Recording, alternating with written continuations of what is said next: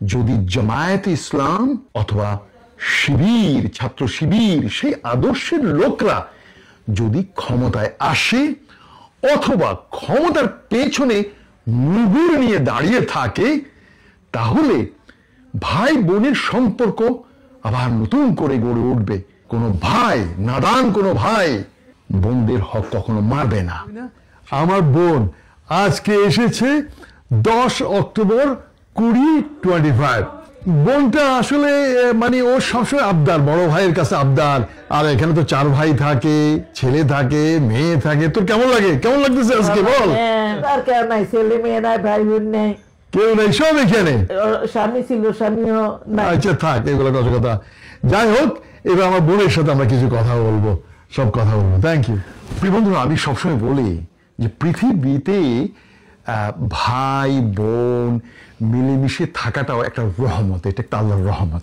আমার ব্যক্তিগতভাবে খুবই এটা আমার আরজু, ইরাদা, এটা আমার তামান্না যে আমি আমার ভাই বোন ওদেরকে সাথে রেখে মানে একই রকম থাকতাম সব সময়। ছোট থাকতো আমি তোদের সাথে তোদের জন্য জিনিসপত্র কিনতাম না, হ্যাঁ কিনে রাখতাম।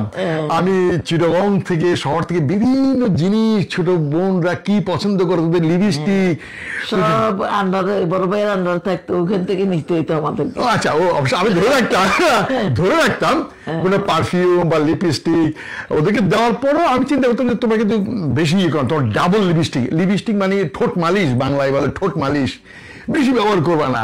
ওরা তখন ছোট ছোট স্কুলের ছাত্রী। সবসময় ভাই বোনগুলোকে নিয়ে আমার স্বপ্ন কল্পনা সবসময় ছিল। তো একটা জিনিস তোর বলি, এই যে বাপ মা থেকে যে হক, এই হকটা তুই ঠিক মতো বুঝে পাইছস? হ্যাঁ পাইছি। তোর মনে কোনো কষ্ট আছে না? আচ্ছা তুই খালি আমাদের কোন বোনকে কি আমরা ঠকাইছি? না। হ্যাঁ না, উপরন্তু পারলে আরো দিচ্ছি বোনদেরকে। কারণ একটা জিনিস মনে রাখবেন, বোনদেরকে ঠকানো হচ্ছে যে ওরা শ্বশুর বাড়িতে ছোট হয়ে থাকবে, দেবর ভাসুর ওদের কাছে ছোট হয়ে থাকবে। কিন্তু আমাদের জন্মদেশে তো সবাই বোনদেরকে ঠকায় না? এই তো। হ্যাঁ, তুই তোর আশেপাশে সব দেখছিস তো, এই জন্য ও বলতে চায় না। ও বলে এই তো, তার মানে ওর যা আছে, ওর দেবররাও আছে, সবখানি মাথা মারা হয়ে গেছে। তো ওই একমাত্র, তাও আব্দুর রব সাহেবের মেয়ে বলে, বনি আমিনের বোন বলে, তোর মনে কোনো দুঃখ আছে ভাইদের প্রতি? না। হ্যাঁ না, আমার মনে খুব কষ্ট করে বুঝতেছিস তুই। না না, কিসের দুঃখ? হ্যাঁ, দুঃখ কিসের?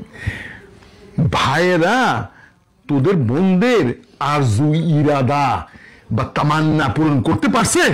তাই তো করছে তো, আলহামদুলিল্লাহ আলহামদুলিল্লাহ। আমার ছেলে মেয়েদেরকে নিয়ে আসছে।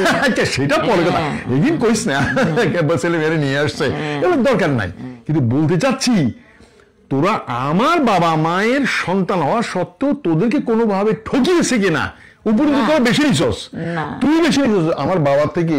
ওই যে বড় মেয়ে বলে এটা দাও সেটা দাও, আমার বাবাও ওই রকম বড় মেয়েকে আচ্ছা ঠিক আছে এটা করো সেটা করো, আর সেটাকে আমি ক্যারি ওভার করলাম। আমি আমার বোনদের জন্য যতটুকু সম্ভব আর কি, 3টাই বোন তো 3টাই, ওরা যাতে মনে কষ্ট না পায়, ওদের শ্বশুর বাড়িতে দেবর ভাসুরের কাছে যেন ছোট না হয়, এই জন্য ওরা খুব দাবড়ে চলে। কিন্তু শ্বশুর বাড়িতে তুই ডাঁটের মতো চলস, খুব ডাঁটের মতো চলে। বলে আমি আব্দুর রব সাহেবের মেয়ে, আমি বনি আমিনের বোন। আচ্ছা তুই যে আজকে আসছস, তোর কেমন লাগে সেটা বল। না, খুশি লাগে। খুশি? নাহলে আমি বাড়িতে কাজের মানুষের কাছে, আমার জীবন তো মানে কাজের মানুষের কাছে, আমি এই জন্য আমার মন খারাপ, মেয়ে আসবে এই জন্য চলে আসছি। কাজের মেয়ে একটা জায়গায় 4টা-5টা রাখবি, 4টা-5টা চারিদিকে কাজের লোক রাখবি, এই কাজের মানুষ নিয়ে জীবন। এই জন্য আমি বলছি না, আমার মন এখন খারাপ, আমি এখন যে মন শক্ত হওয়া পর্যন্ত আমি ছেলে মেয়ের কাছে থাকি। আচ্ছা থাক।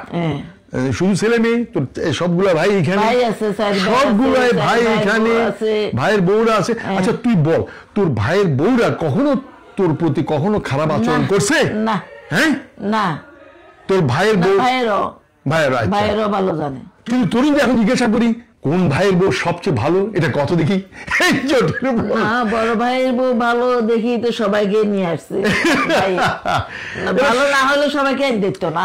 এরা সবাই বড় ভাবি যেন একেবারে দেবী তুল্য। সে যাই হোক, তোরা বোনরা চিরজীবনেই ভাইদের সাথে মিলেমিশে থাকবি, এটাই মনে করি। তোদের ছেলে সন্তান সবাই। কিন্তু এইখানে যে এই যে আজকে যে প্লেনে করে আসছস, একা চলে আসছস, তোর মনের মধ্যে কোনো কোনো টান হচ্ছে না? না না, আমি তো আরো 4-5 বার আসছি। অনেকবার আসছে। 2009 তখন আমি একা আসছি, একদম একা। হাই রে, তখন একা আসছি। মানে ওর হাজবেন্ড সহ তো কতবার? 3 বার আসছস? হ্যাঁ, 3 বার এসছে হাজবেন্ড সহ। ও প্রথমবার আসে নাই। সম্প্রতি অর্থাৎ মাস 2 আগে ওর স্বামী দীর্ঘদিন অসুস্থ হওয়ার পরে তিনি মারা গেছেন। কতদিন হলো রে মারা গেছে? 2 মাস 10 দিন। 2 মাস 10 দিন। তো এটা ভেরি স্যাড। আমরা প্রবাসে যারা আছি আমাদের খারাপ লেগেছে। আমার সবাই ছোট, আমি পরিবারের প্রথম সন্তান। ও হচ্ছে তুই 3 নম্বর নি, তুই 3 নম্বর সন্তান।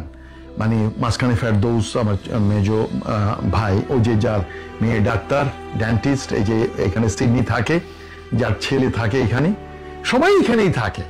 তো ও হচ্ছে 3rd child. I still remember ও যখন জন্মগ্রহণ করে চিটাগং মাদার বাড়িতে, না মাদার বাড়িতে জন্ম ওর। আমার আই স্টিল রিমেম্বার ও যখন হয়েছে, আমি আমার বাবাকে সকালে ঘুম থেকে উঠে ও ওয়া ওয়া ওয়া ওয়া করছে। তো আমি আমার বাবা মাকে জিজ্ঞেস করছি, এই ছোট ছোট এই পিচ্চিটা এটা কোত্থেকে আসছে? তো আমার বাবা আমাকে বলে, এ আল্লাহ দিয়েছে, ও ছাদ থেকে নামছে, ও এরকম করে নামছে। অর্থাৎ যদি মিস্টার বিন যেভাবে হঠাৎ করে এসে নামলো না, আমাকে ছোট থাকতে এই ধরনের আমার বাবা আমাকে বুঝাতো।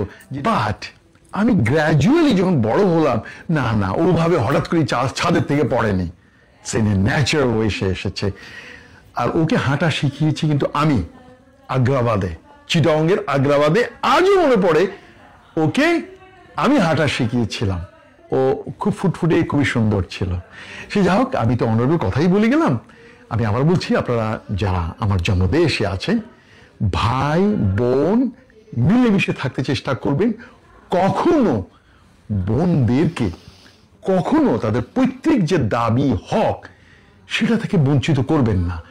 ভাগ্নি তাদের রেসপেক্টে, তাদের সম্মানীয় হয়ে আপনারা মামা বেঁচে থাকবেন। বোনরা যদি কোনোভাবে ডিপ্রাইভড হয়, তাদের ছেলে মেয়েরাও আপনাদেরকে ডিসরেসপেক্ট করবে, অশ্রদ্ধা করবে। আর এই ধরনের যেই হক, আমি মনে করি বোনদের যে হক, বোনদের দাবি, এটা মেটানোর জন্যে, মানে এটা তো ল আছে, কানুন আছে, এই কানুনটা কিন্তু কেউ এনফোর্স করেনি।